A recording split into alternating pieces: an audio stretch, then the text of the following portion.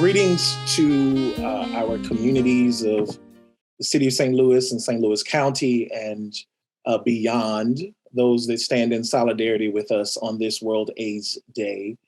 I am Dr. Corey Bradley, and I have the privilege of serving as acting co-chair alongside my dear friend and co-chair Darius Rucker for the Fast Track Cities St. Louis initiative. And we'd like to welcome you on behalf of our steering committee and valued stakeholders and partners to our observance of World AIDS Day 2021. And not at the least to acknowledge all of those who are participating in this observance and our government partners who have made this really happen for us and pull this together, and the speakers and presenters. The observance of World AIDS Day really sharpens our focus on the HIV epidemic throughout the world, although today's reflections, you will see, are a bit more tailored at the local level. But all the more, though, we do this in global solidarity, linking our fight against HIV in St. Louis with the fight as global citizens. Improving HIV health justice for communities in St. Louis, we believe, is absolutely inextricably linked to the opportunities to end the HIV epidemic in communities of the world. We are friends, we are allies in advocacy and action toward improving access to those opportunities that enable improved sexual health and wellness. We hold the mantra-like sentiment that was even recently recapitulated by Dr. Davis concerning COVID-19 vaccine equity, that a threat to health justice anywhere is a threat to health justice for us all. So we stand in solidarity with our fellow global citizens on this day, as well as communities within the US experiencing unjust and disproportionately high rates of HIV transmission. This emphasis on solidarity that we bring to this year's observance is paramount to the theme that was set by the World Health Organization, which calls attention to the fact that in order to end AIDS, we have to focus on ending the growing inequalities to essential HIV services. And I'm really compelled by this focus because it wrestles to the floor one of the key drivers of the epidemic, which is inequality. End inequalities, and then we end the epidemic. In light of the discovery of the Omicron variant and unevenly targeted travel bans, the finger in this statement is pointed at the common denominator of inequity, which continues to foreclose on opportunities for optimal health and well-being, irrespective of age, sex, gender identity, sexual orientation, race, ethnicity, religion, disability, geographic location, socioeconomic circumstances. The things that would divide us can actually create a bridge of equity for us all to achieve optimal health and well-being. And Fast Track City St. Louis envisions a path to ending inequity through building capacity and power at the most local levels as a mandate of and in partnership with government facilitation to better integrate and coordinate efforts that achieve bold targets for ending the epidemic. Embodied in our name, Fast Track Cities is the notion of accelerated progress. And core to that acceleration requires that our efforts uphold collective impact. That is, discovering and implementing solutions through intentionally working together and sharing information to solve complex problems. All communities, regardless of HIV prevalence, are vital to ending the HIV epidemic in this country. And private and public sector partners have to work together with community-based, faith-focused, and advocacy organizations, governmental public health, mental health and substance use disorder treatment services, the criminal justice system, education, providers for food, housing and nutrition, employment services, because we all have a role in reducing new HIV infections and improving outcomes and the quality of life for people living with HIV and eliminating HIV disparities. So we proposed in this observance today to harken back to the single that was recorded by Dionne Warwick and friends to raise money for the American Foundation for AIDS Research when AIDS was a widely misunderstood disease. And the recording was used to help draw attention to education about the disease and research And as it was in the early days and countless hours and lives since, arguably the greatest life-saving intervention has been the compassion, the genius, the love, the care, the hope, and diligent effort of loved ones, neighbors, community organizations, health systems, strangers who became friends because we saw our common destiny. We saw that our liberation was inextricably linked to those who unjustly suffer most. So we've reached for that theme once again here at this marker of 40 years of struggle and progress in HIV, as we face the hope for ending inequity and thereby ending the epidemic. And while the innovations and the science proliferate, I'd argue that the greatest resource has certainly been individual resilience in addition to collective energy. And that is the fuel, the engine to power us toward realizing optimal sexual health and wellness for St. Louis communities. In this work, in this journey, we seek to celebrate as well as invite more, you, to join us as friends in this aspiration as articulated by the vision of the National HIV/AIDS Strategy, which is to make St. Louis a region where new HIV infections are prevented. Every person knows their status. Every person with HIV has high quality care and treatment. We live free from the stigma and discrimination, and we can achieve our full potential for health and well-being. So we bring back the focus. We bring the focus back to the work of people, our friends in the fight, whose work in the spirit of Ujima, which means collective work and responsibility, builds and maintains our communities together. We make the problems that seem to be of others, our problems in whole, and therefore calls for us to solve them together. As a part of our reflection, I've asked our team to prepare this throwback video of That's What Friends Are For, and we invite you to enjoy and experience this really powerful connecting moment.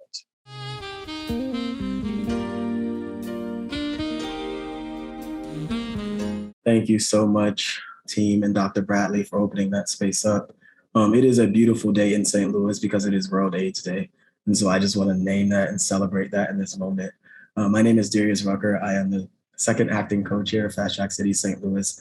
I currently also am the CARS project coordinator with Williams & Associates in conjunction with the City of St. Louis Department of Health. So thank you everyone for being here. We're gonna go ahead and get kicked off with the program by introducing a life mentor, a friend, and a person who has gotten me through some tough times, Dr. Madi Halat Davis. Thank you so much, Darius, for that kind introduction. And thank you also, Dr. Bradley, for your leadership, both of you as co-chairpersons for Fast Track City St. Louis.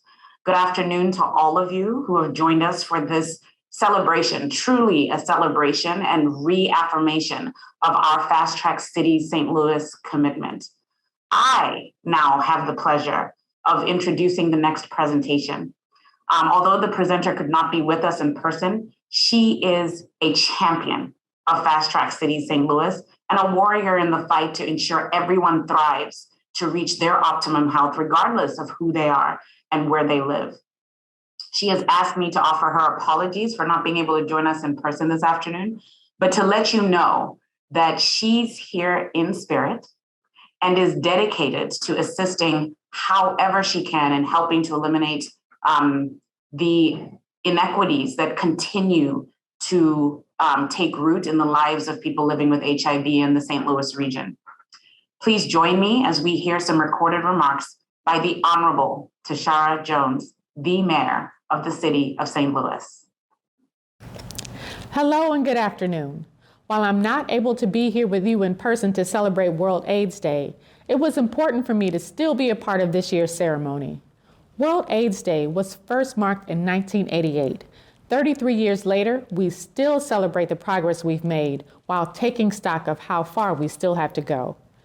I want St. Louis to be a place where everyone can thrive, regardless of the color of their skin, who they love, or any identity they hold. Ending the HIV epidemic will help us achieve that vision. As a fast-track city, St. Louis is committed to ending the HIV epidemic by 2030. We are committed to our 90-90-90 goals.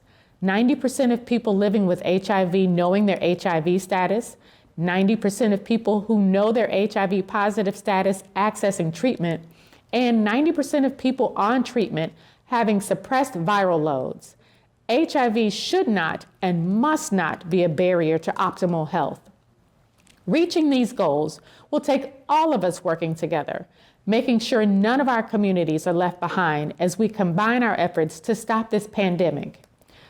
So I want to leave you with a few words. Know your status. An estimated 1 in 8 people in the United States living with HIV are not aware that they are infected. Get tested and encourage your loved ones to do the same. HIV is not a death sentence. Early testing and regular treatment not only makes HIV untransmittable, it ensures that you can live a long and healthy life regardless of your status. Second, ask your healthcare provider about pre-exposure prophylaxis, or PrEP. PrEP greatly reduces your risk of getting HIV if you're exposed to the virus and can stop HIV from taking hold and spreading throughout the body. And finally, I remember growing up when some politicians used HIV and AIDS to try to divide us against one another for their own gain. I remember especially how these same politicians attacked and scapegoated members of our LGBTQ+ community to distract from their own failures. Ending this epidemic requires patience, love, and understanding across our differences. Division holds us back, making it more difficult to develop trust with communities most impacted by the virus. We know that not all of our advances in HIV prevention have been shared equitably, and we as a city are committed to doing better moving forward. I want to take this time to show my deep gratitude to advocates, healthcare professionals, community leaders, and others working every day, many for decades, to educate and protect communities from HIV and AIDS. I want to thank our City of St. Louis Department of Health Director, Dr. Mati Shlashwayo Davis, for her long history of work around HIV and AIDS. I also want to commend our partners in St. Louis County for working together around this important issue. Tackling it will require a full regional approach. I'm committed to doing my part as mayor to end the HIV epidemic, and it will take all of us to do so. Thank you and God bless. I now have the distinct honor of passing the mic to someone I now consider a partner in every sense. When I first was announced as the new director of health for the city of St. Louis, it was Dr. Faisal Khan who congratulated me first, who immediately extended not only an invitation, but his cell phone number and his commitment to working alongside me. I asked one thing of him: can we meet monthly with our leadership and our boards of health so that we can start to collaborate and align? He immediately said yes and provided the infrastructure for us to do so. To me, that is leadership in action. That is leadership that doesn't ask for the credit. And so I take this opportunity to thank him and to thank him for coming with me here today to stand alongside Fast Track Cities in this commitment that we have been working alongside together. I introduce to you Dr. Faisal Khan. Thank you, Mati. I really appreciate it. You're very generous with your words. It is an absolute pleasure to work with our colleagues in the City of St. Louis Department of Health. We have come a long way since the early days of the HIV/AIDS epidemic, and we've gone past several major milestones. The Rhine-Wide Care Act, the Housing Opportunities for People with AIDS Act, etc., were major developments. But we are a long way away, even today, from getting to a point that we can talk about the HIV/AIDS epidemic coming to an end or coming under control, possibly. Stigma remains a major issue. Inequity and a lack of access to care remains an issue, even in 2021. I cannot possibly reiterate at the same time, building back on your words, Mati, the fact that communicable diseases, particularly those of a sexual nature like HIV/AIDS and other sexually transmitted diseases, do not recognize city, county, or municipal boundaries. This is very much a regional issue, like so many others. And so I'm proud to be able to tell everybody here today that we take a regional approach to this. We must continue to prevent the spread of HIV and STDs. We must continue to provide treatment and long-term support to people recovering or under treatment for HIV, AIDS, and STDs. The emergence of neonatal syphilis, for example, is a major threat and a sign of what is happening as a result of the focus elsewhere over the last 2 years. We must refocus our attention on sexual and reproductive health services in the St. Louis region. And with that, I would like to introduce a message from County Executive Dr. Sam Page, and to reassure everyone of the county's commitment to work closely, and ever more closely, in fact, with our counterparts in the city of St. Louis. Mati, you have my cell phone on speed dial, as I do yours. Let's keep this going. Let's keep this rolling. Thank you. And here you are. I salute you for your leadership in the city. With that, let's cue the video message from the county executive. 2 years ago, I joined the mayor of the city of St. Louis in signing the Paris Declaration, which committed governments and other key stakeholders to strengthen our efforts to reduce HIV infections and end AIDS-related deaths. The Declaration recognizes that the key to stopping HIV is a comprehensive approach that addresses health disparities, destigmatizes sexual health, and is trauma-informed. Unfortunately, the COVID-19 pandemic changed the sexual health landscape in St. Louis. Preliminary reports show a worrisome increase in STIs over the last 2 years. This includes the heartbreaking reemergence of congenital syphilis in the St. Louis region. We haven't seen rates this high since the 1990s. Today, World AIDS Day, I want you to know that the county is working towards the goals of the Paris Declaration through the Sexual Health Clinic at the Department of Public Health. This clinic provides HIV testing and care at no cost to residents of both the city and the county. In addition, we are working with the state of Missouri on implementing a Rapid Start program at the clinic, which will allow us to quickly connect patients to HIV treatment. We are taking advantage of funding from the federal government to create a program to identify new cases of HIV and other STIs faster. We also intend to hire a coordinator who can connect patients to medication that will prevent the spread of HIV. We are honored to work with the city and other local leaders on this project, and will continue to honor our commitment to work toward ending the AIDS epidemic. Thank you so much. Thank you, everyone. We are excited to move into a celebratory space in which we honor and recognize our friends. Dr. Madi and Dr. Khan just showed out and let us know what it looks like to collaborate and what teamwork looks like. And phrases like teamwork makes the dream work comes to mind. Work harder, not smarter, right? And so we want to make sure that we continue to align with that. And that's what friends are for. I want to more centrally think about community care as a phrase that we can use here. What does it look like for us to collectively come together as community and care for one another, both through the healing process, but also through the ways in which we live day to day? I am excited to recognize some folks that in the next few seconds, but first want to name one more thing in that this work is about leading with love and always placing people at the center. And I think that these next couple of acknowledgements and honorees will really showcase what that looks like. So with that, let's go ahead and jump in. Hi, and good afternoon, everyone. My name is Nishi Parkinson, and I'm a community engager for the Fast Track Cities. I am honored today to be in the space to ultimately, in a way, to acknowledge a wonderful award. In honoring the 40 years of HIV epidemic, Fast Track Cities would like to thank the late Pastor Frances P. Cleveland for all of her hard work and dedications over the last 40 years that she showed our community. Her warm tenacity, her spirit, her love, her professionalism, and bringing women to the forefront of knowing what their statuses were. We want to thank you and honor the work that you've done and your legendary spirit that still strives and still is the drum beating in the St. Louis community.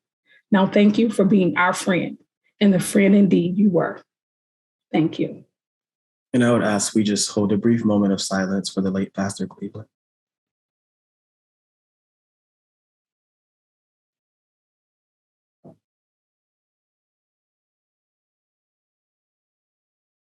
Thank you, everyone, and thank you, Nishi. When I think about this work, I think about the inclusion of people living with HIV. The St. Louis HIV Planning Council has done that and has done that at high levels in which folks across the board can come together collectively to really think about what community needs, the ways in which community gets to thrive, and the ways in which community gets to be successful and live whole lives. The HIV Planning Council is responsible for a number of different things across the region and supporting to make sure that organizations are supported continuously and they continue to meet regularly and hold subcommittees in order to do that. So I would like to, in this moment, honor and recognize St. Louis HIV Planning Council for the 40 years of support over the past 40 years in supporting the HIV epidemic. I'm Ginger McKay. I'm faculty at Washington University in St. Louis. And on behalf of Fast Track Cities, we also want to recognize Dr. Hillary Reno. She is clinical faculty at Washington University in St. Louis, but truthfully, this is perhaps the least of her accomplishments that make her worthwhile for this recognition. First of all, she sees patients at BJC who suffer from various infectious diseases. She also is the medical director for the sexual health clinic in the county. And so she helps to ensure that the community also has access to sexual health services as they need them. And then she also provides education to other clinicians so that they can also provide better and more comprehensive sexual health services by directing the Prevention Training Center and other educational efforts that she's involved in. And then she also consults with the CDC about sexual health services. So her reach goes all the way from individual patients that she sees to the national level. And she's really a gem and has a general willingness to just help everyone around her, regardless of who they are. So once again, on behalf of Fast Track Cities, thank you so much for being such a great friend to all of us and to the community here in St. Louis. Randa Thomas, City of St. Louis, Department of Health. On behalf of Fast Track City St. Louis, I have the honor of recognizing Tanya Brown. Tanya has served the HIV community in St. Louis for 24 years and is currently the Vice President of Operations for Vivint Health in St. Louis. Since taking on this role when St. Louis Effort for AIDS merged with Vivint Health in the fall of 2018, Tanya has led the staff through the post-merger transition and into an ambitious expansion of services to implement the region's only HIV medical home model of care. Prior to joining Vivint Health, Tanya was the HIV program director at Washington University Infectious Disease Clinic and Project ARC, helping to grow both programs and resources for people living with HIV and spearheading the development of regional efforts like the expanded HIV testing initiative during her 17 years there. Tanya is considered a leader of system-level change and has participated in numerous HIV-related community groups, including the Metro St. Louis HIV Health Services Planning Council, and of course, Fast Track City St. Louis. It is no surprise that she's being honored and recognized today, as her life's work reflects that of a true friend. Thank you. It is my distinct honor and pleasure to introduce our final honoree. They say we save the best for last, and I believe that to be true. This queen is someone who began her service to those living with HIV at a very early age when she began volunteering with the Helena Hatch Center for Women, an organization serving women with HIV. Her passion stemmed from the HIV diagnosis of her aunt, Helena Hatch. Helena's illness and unfortunate death had a dramatic impact on our honoree's life. Her extensive experience from motivating young people to get tested, to stay on medications, attend support groups, and serving as the vice co-chair of the Part D Community Advisory Board are only a few of the traits that the awards committee recognized when she was chosen for this award. When we think about our theme, that's what friends are for, our honoree comes to mind. In gratitude to her commitment and impact in the lives of people living with HIV in the region, it is my distinct honor to present this very next award to someone I consider a leader, a friend, an advocate, and an absolute unapologetic warrior in this fight, who has traveled the world to fight on behalf of these people, who I have sat in a clinic doing this work with our patients together as a team. I am so proud of you, Queen. I am so thankful for you. The region is better because of you. Our friend, Nishi Parkinson. Thank you to our presenters. Congratulations to those we've recognized, and there are so many more, and their recognition raises a recognition of so many other people who have probably inspired them and who they've impacted and have gone on to share that impact even further.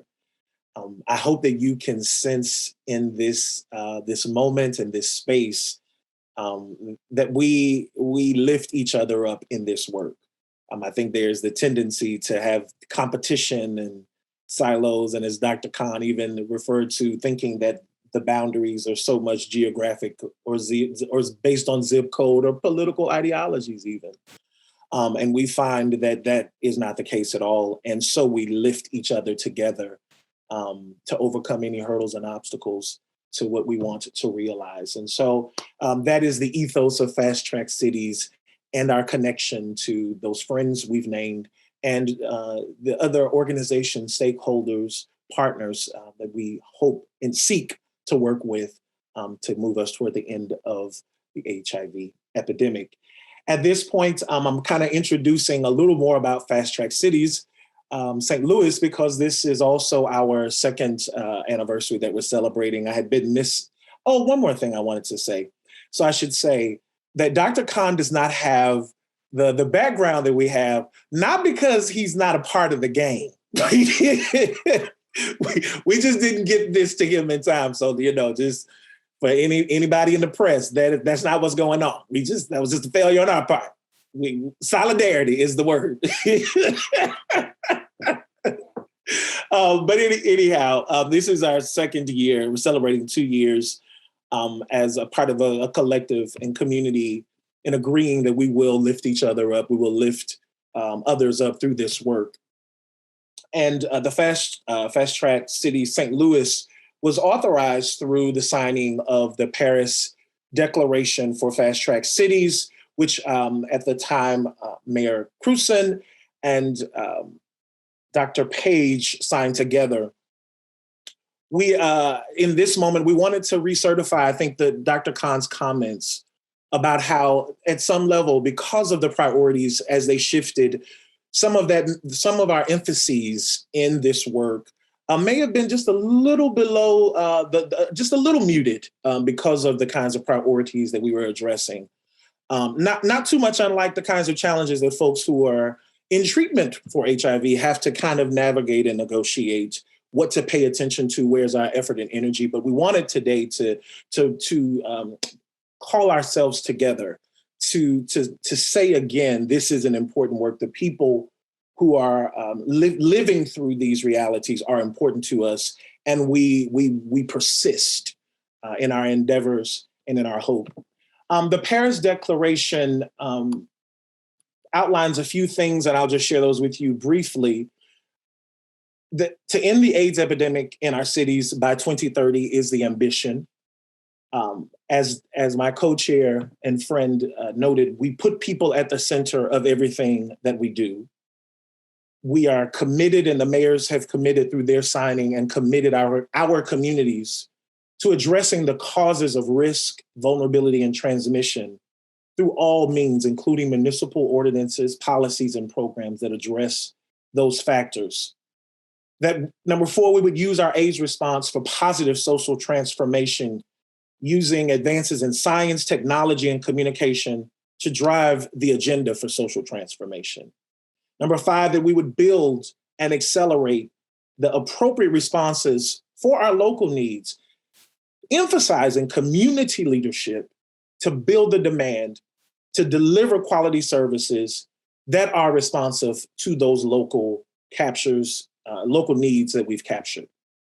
Number 6, our mayor's committed our governments and our partners and residents and everything there within to mobilize the resources for integrated public health and sustainable development and adapting city plans even for an accelerated response to HIV. And I think that is particularly salient given the lessons that we've learned through COVID.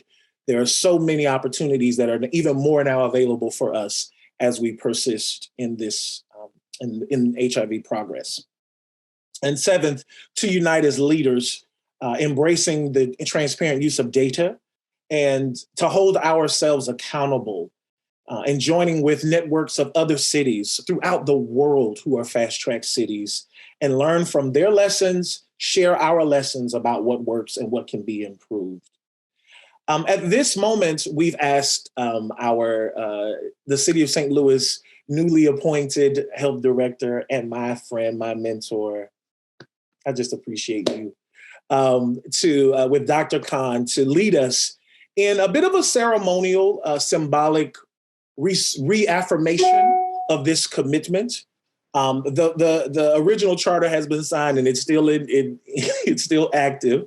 But here we have the leaders of our health consciousness of our communities recentering this work again. And so that is what we hope to accomplish. So I'll invite them with just a few words if there are more, because we've been beautifully addressed previously. If you'd like to say anything more, and then we'll ceremonially sign and then move forward with our program. Thank you. Good afternoon again, everyone. So we are gathered here, and this celebration has me in my feels in every sense of the word. I just encourage you all to take a moment to reflect back on the 40 years, the joyfulness, but the sadness as well, in 40 years that have passed since 1981, when the first cases were identified of what we know now to be HIV.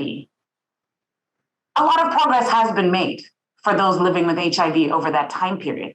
Biomedical and scientific research advances have led to the development of tests, many successful 1 pill a day treatments, prevention strategies, improved care for the lives of people living with HIV. But as someone who does this work in the very real sense, my focus for my fellowship was in the care of the lives of the people living with HIV. I had a clinic at Washington University in the John Cochran VA, did this work in the very real sense. And what I'll tell you about the theme for this year that has been outlined is that we are still here because of the very real, persistent, deeply entrenched roots of systemic and structural racism, of inequities, of barriers that prevent the lives of the people who live with HIV from thriving in every sense of the word as they deserve. But I don't want you to spend too much time looking back or in the now. We need you to look forward. A lot has been done, but there's still so much to do if we're going to end HIV by 2030, which is the goal, which is the call. We cannot relax. Our region still has communities disproportionately impacted. We still have too many people living with HIV who don't know their status, who are not receiving treatment, and with unsuppressed viral loads. So as the director of the City of St. Louis, I'll be leading the charge for an equity-centered approach to our regional efforts moving forward. How will I do this? Number 1, put people at the center of everything we do. The work starts and ends with our people. Address the causes of risk, vulnerability, and transmission. Use HIV response for positive social transformation. Build and accelerate an appropriate response reflecting our regional goals. And mobilize resources for integrated public health and sustainable development. Finally, we, everyone here on the call, the collective we unite as leaders. So I here, alongside my partner and friend, Dr. Faisal Khan, reaffirm my commitment as we sign again here today. Thank you. Thank you, Marty. I second everything you've just said.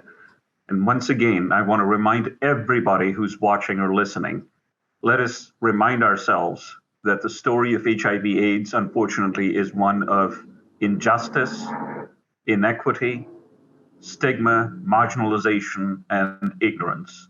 And we still fight against all those elements. The lofty goal of 2030 is only 9 years away. So our efforts must be quadrupled in the pursuit of those lofty aims.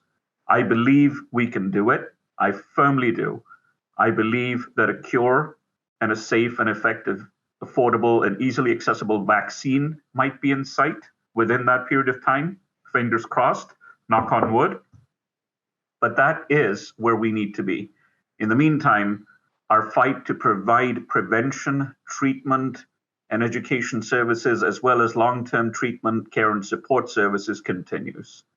So, Marty, I join you in wielding the might of the pen, signing the commitment again, and reaffirming our commitment as a region. This is absolutely exceptional. Listen, Dr. Khan, this is I think maybe my first time I've heard so much through Dr. Mati, but you gave us a good old Baptist closing right there. I used to be a preacher. And you fired me up. 9 years to go, quadruple the efforts, quantum leaps. And those quantum leaps are possible, just as been said, when we come together in this kind of way and we reduce those barriers. And so thank you. We are delighted to participate as a mandate of government, which serves the people. To be able to bring this to reality and bring this to fruition.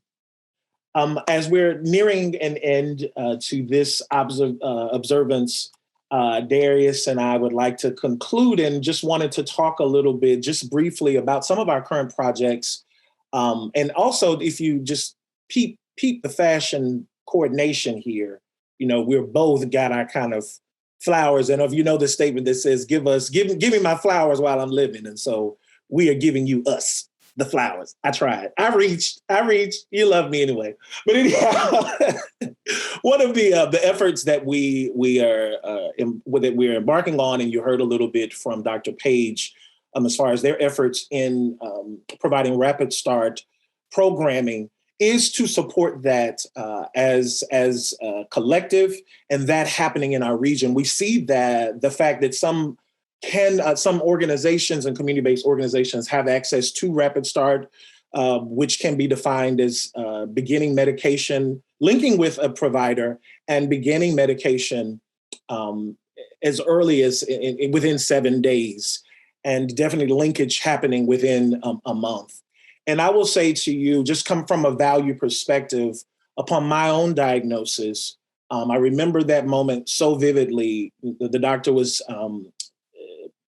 taking blood for labs, and I looked at my hands. There was a bit of blood still left from the prick. And I was just almost, I was gripped with the stigma myself of saying, I no longer have clean blood. I thought to myself, I have to think about my blood differently. And after being reassured by a great provider and friend, Dr.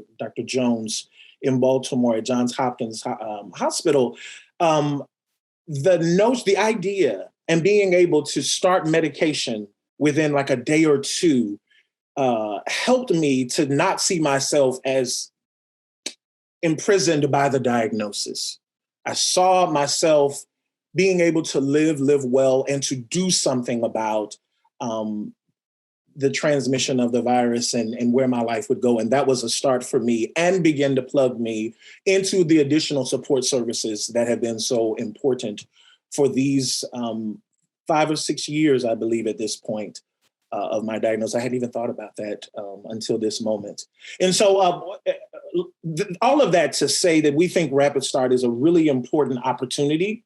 We see it as an equity for some agencies to be able to provide that and some not, for some to have access to it, for some patients to be able to make that choice. We want to center patient choice in that opportunity and think about how we expedite service, how do we link folks, and how do we make the system responsive to that choice when folks are ready and they're ready to consider that. So that's a particular effort, and we've involved stakeholders from the community, service providers, and folks living with HIV to ask questions about how we do that. What are those barriers, to get a sense of the landscape and the opportunities behind Rapid Start programming. And we have great leadership. And so you're invited to help us with that and to think about that, to imagine what are the different ways that we can make that a reality for our region. What we've done also, I will tell you a little bit, just to say that after we held a workshop with service providers and folks with a lived patient experience. And some of the things we heard from them were, let's get rid of these silos. These silos are a problem for us. We heard things about insurance mandates and access through insurance. We heard things about the kinds of support services that are needed when a first person receives a diagnosis, and that is very traumatizing. And the need for culturally competent mental health supports and those services that allow folks to not just start, but also maintain engagement and adherence to medication. Those are a few of the things that we've discussed and help us get a sense, as I heard even some folks on our steering committee say, that Rapid Start is not about making sure people get a pill only, that there are all of these other components that we want to attend to and require us to think about all of the different sectors of society, including the little old lady who bakes cakes for folks, right? All of those folks to be able to encourage folks in their health journey. So you're invited to join us in that work. And there's much more, but that's just one exemplar of some of the work that we've been doing and our support of it as a regional solution. I'm going to hand off to Darius, and he'll talk a little bit about how we see ourselves as systems conveners.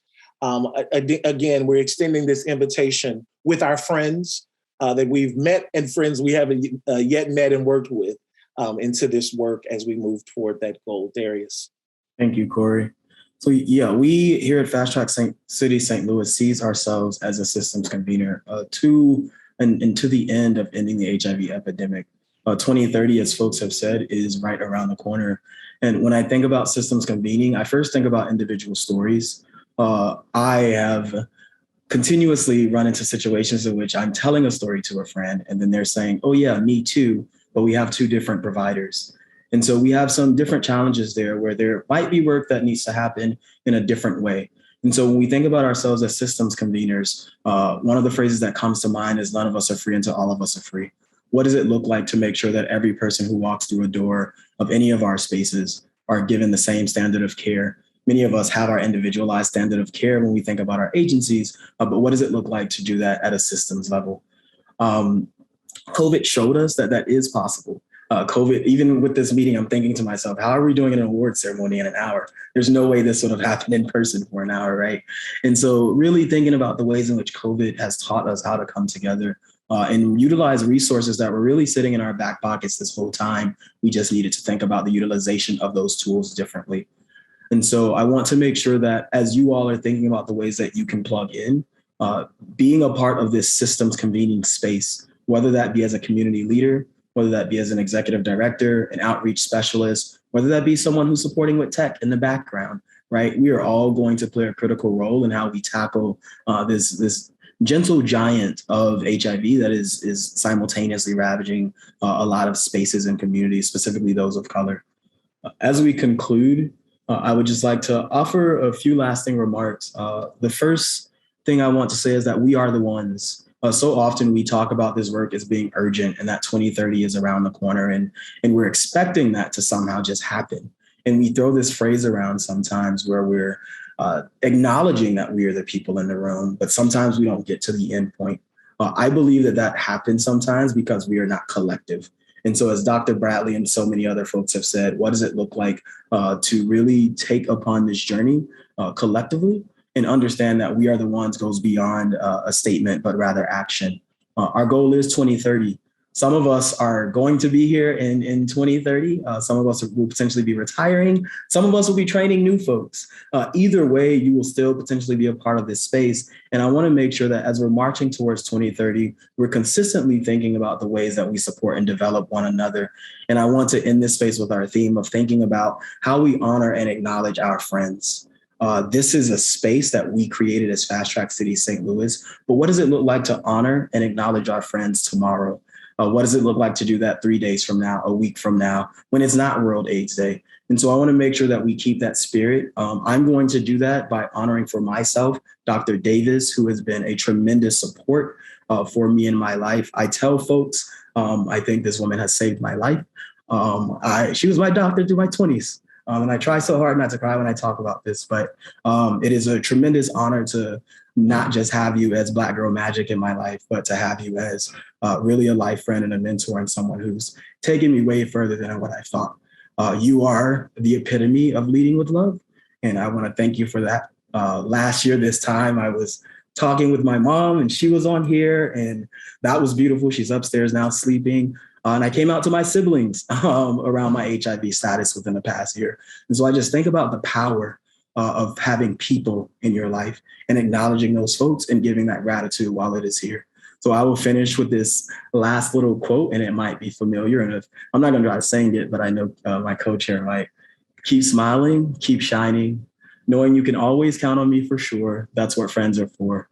For good times and bad times, I'll be on your side forever. That's what friends are for.